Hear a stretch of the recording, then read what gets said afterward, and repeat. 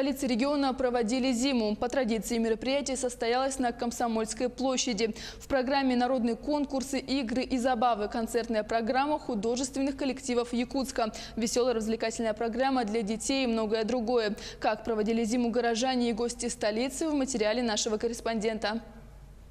Праздник начался необычно. Горожане встретили уникальную экспедицию. В Якутск на почтовых прибыла ямщицкая кавалькада. 3 телеги, груженные почтой, повторили путь государевых ямщиков.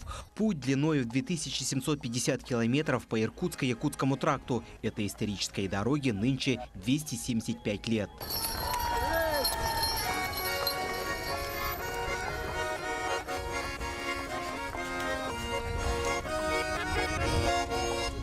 На Комсомольской площади многолюдно. И старый, и млад вышли проводить нынешнюю холодную зиму. Прихода весны в Якутии всегда ждут с особенным нетерпением. Вообще, после суровой зимы наступает наша весна. Мы очень ее ждали всей семьей. Наш ребенок уже хочет в парке гулять.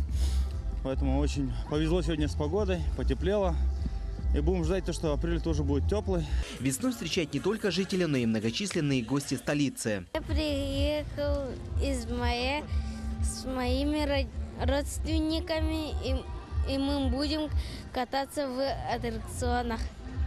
А еще мороженое, там уже все, шашлыки попробовали или еще будете планировать? Моя сестра попробовала хот-дог, а я шашлык. Приходу весны особенно радуются маленькие жители республики. Несмотря на холодную погоду, в столичном парке отдыха работают все аттракционы. Я очень, когда еще была маленькая, я не знала, что существует парк. А сейчас я на парке.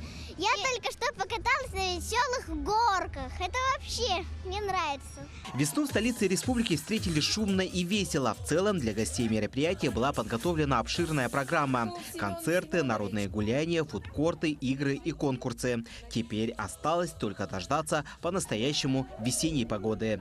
Дмитрий Тымыров, Владимир Павлов, Якутск.